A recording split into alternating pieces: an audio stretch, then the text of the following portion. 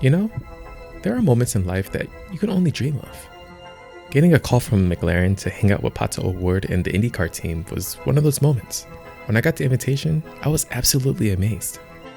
One of my favorite brands reaching out to me felt surreal.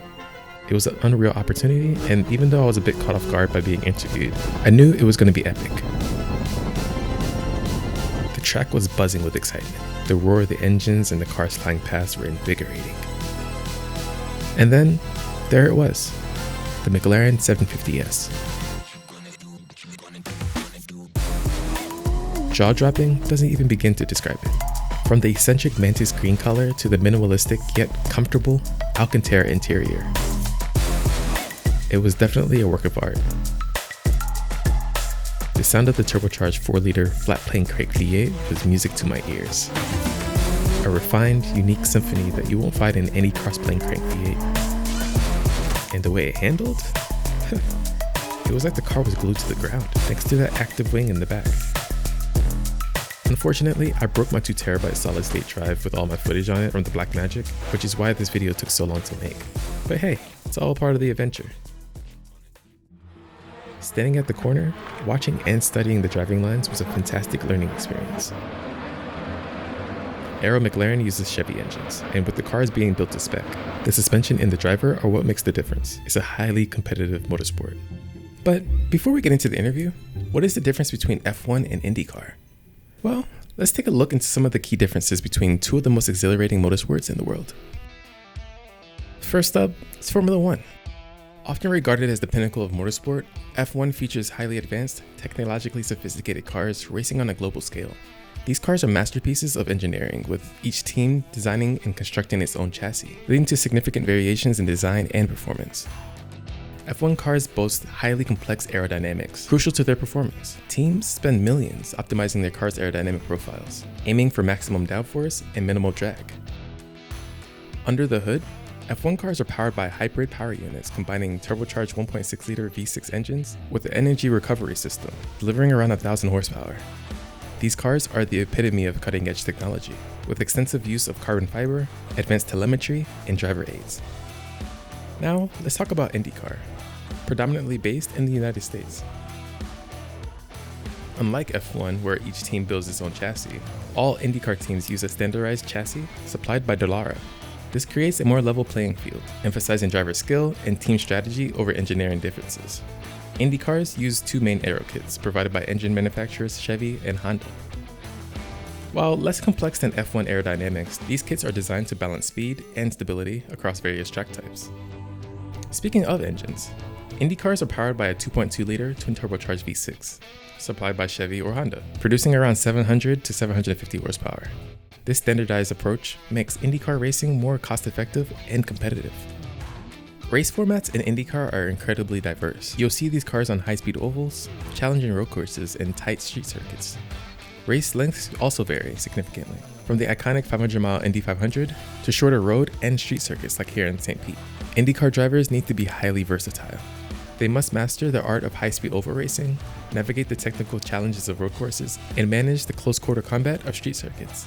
Precision and adaptability are key. This is in contrast to F1 drivers who primarily focus on maximizing the car's performance through precision driving and advanced technical knowledge on permanent road courses and select street circuits. Fan experience is another area where IndyCar stands out. It's known for being more accessible and fan-friendly, with opportunities for closer interactions between drivers and fans. The paddock is often open to fans and autograph sessions are common, making the sport more relatable and engaging. When it comes to cost and accessibility, the differences are stark. F1 is an extremely high-cost sport, with top teams spending hundreds of millions annually, leading to a significant performance gap between teams. IndyCar, on the other hand, is more cost-effective. The use of standardized components helps to level the playing field and promote closer racing. In summary, while F1 represents cutting-edge technology and global racing prestige, IndyCar offers a diverse competitive racing experience that focuses on driver skill and adaptability. It's this blend of accessibility, excitement, and competition that makes IndyCar truly special. Now, let's jump into that review with Pato.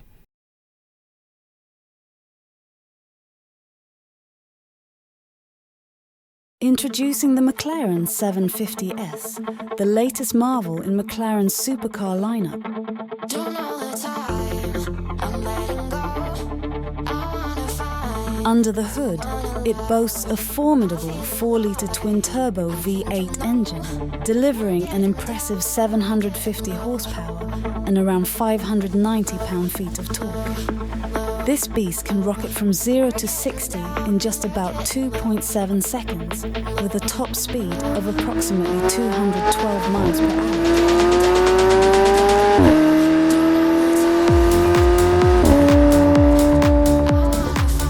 Pato O'Ward is a rising star in the world of motorsports. Known for his incredible speed and skill behind the wheel, Pato has quickly made a name for himself in the competitive arena of IndyCar racing.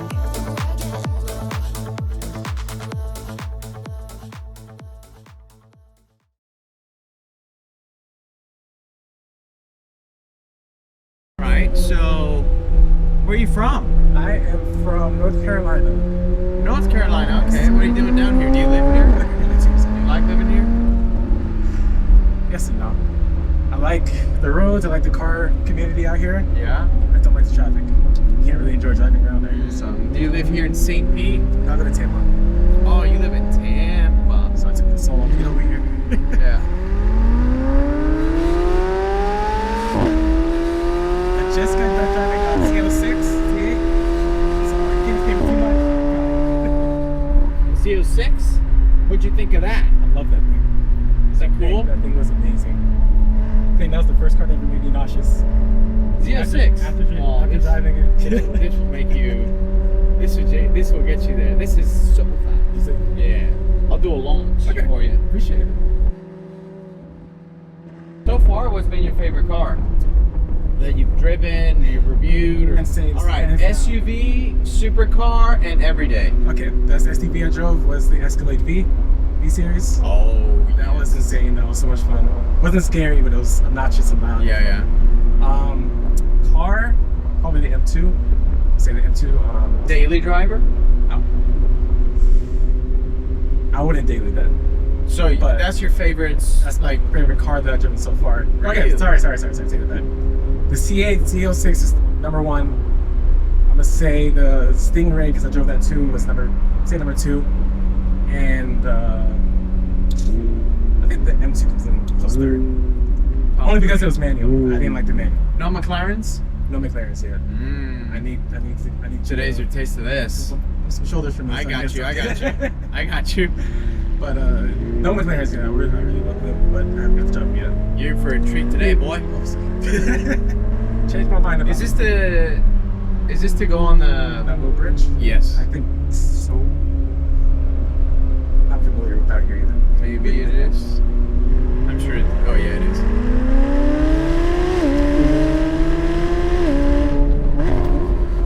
But yeah, what's your favorite car you've so far? I love McLarens. I have a 720S at home, and it's just crazy. You daily?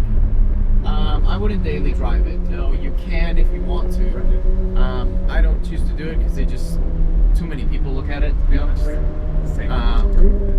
But the Corvette was orange, so it's the screen any color.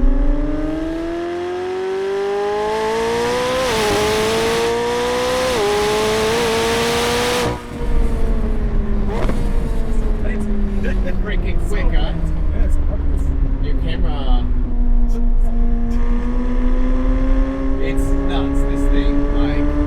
So I'm not completely familiar with the numbers for the 750 or something, but that's closely the 800 horsepower, Okay. pretty much. A little bit less, but it's like to the wheels, which makes it way over what it actually says. Like, this thing is nuts. It's so fast. It's got like the active rear wings. Like, yeah. So yeah, this thing's no, just that. Yeah.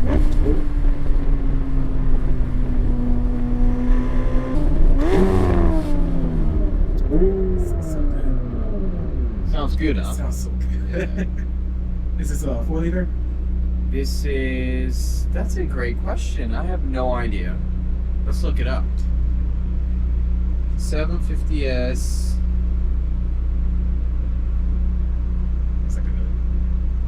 No, it's a V8. Yeah, 4-liter V8. Yeah, that's good. Okay. Everything is perfect in here. So what's your favorite thing about racing IndyCar then? Competition. Cars are super fast. They sound really good. Are you going to the race? Yeah. I'll be there. First race? Is it Saturday? Yeah. No, race is Sunday. Race Qualifying Saturday. Okay, yeah. For Saturday and Sunday, I'll be there. Have you been to one before?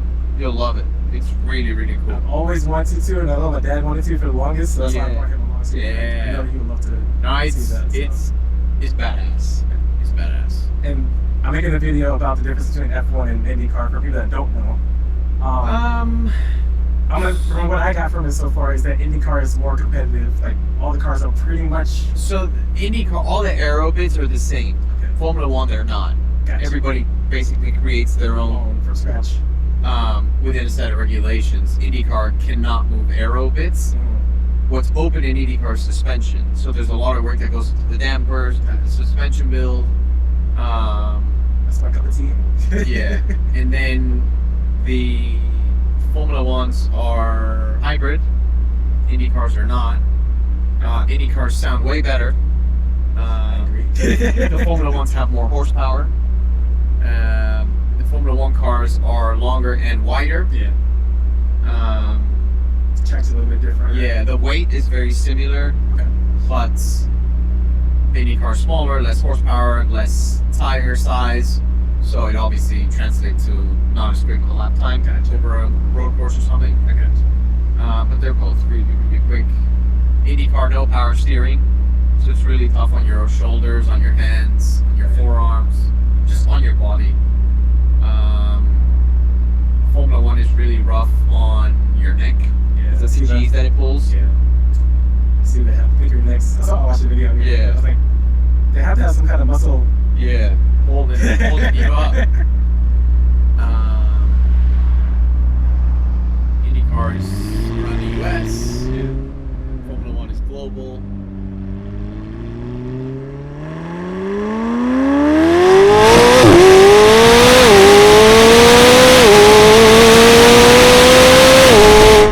Love the sound of the turbo. It's good. It's crazy, huh? You can hear the turbo whistle. Yes, I heard it. It sounds so good.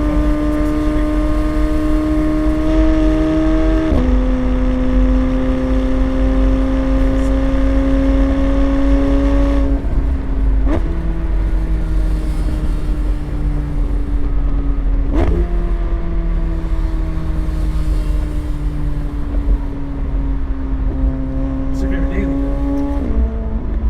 Favorite daily, man. I always say that it's kind of the dumbest question to ask a car guy. No, but you'd be I think you'll be surprised with my answer. So I have a G63, Yeah. and I love it. It's tall. I love G-Wagons. It sounds good. My dad hates G-Wagons for some reason. I'm like, Dad, they're like good, bulky, like they look aggressive, they're good for off-roading.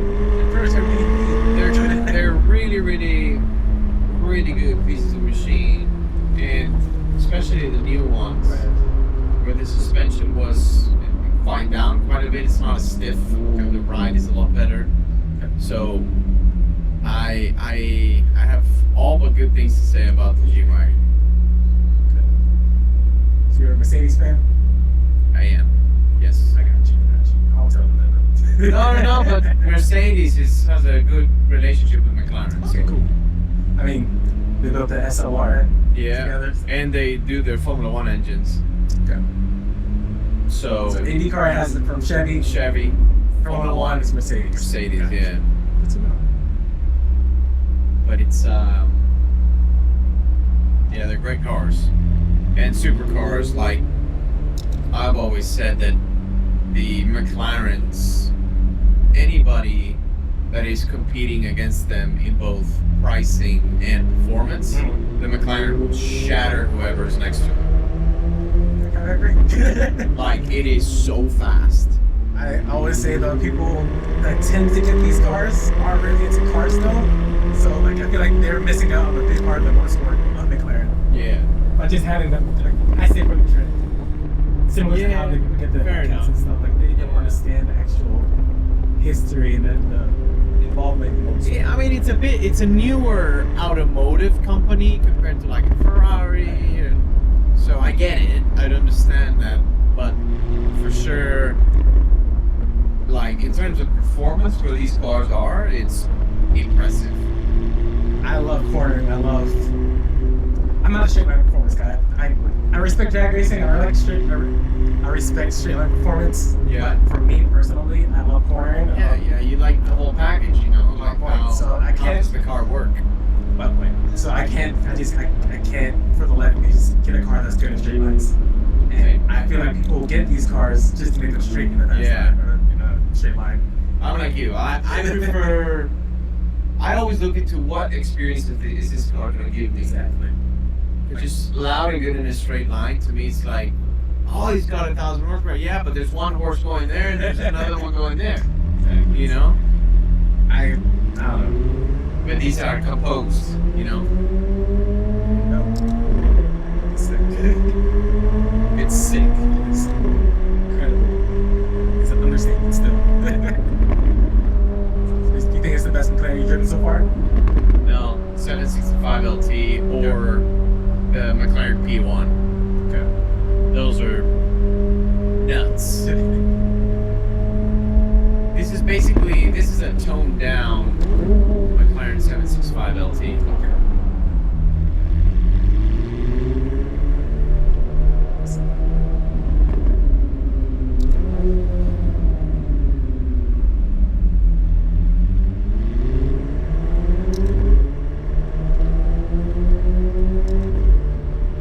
Thank you for the test drive. You're welcome, man. Did you like it? I love this thing.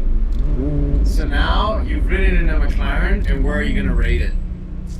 Let's say this Rate that boy high. 9.7. Alright. You didn't scare me enough. We need to get this boy to a track. There we go. Can't break too many rules, you know? There we go. Appreciate it. No worries, man.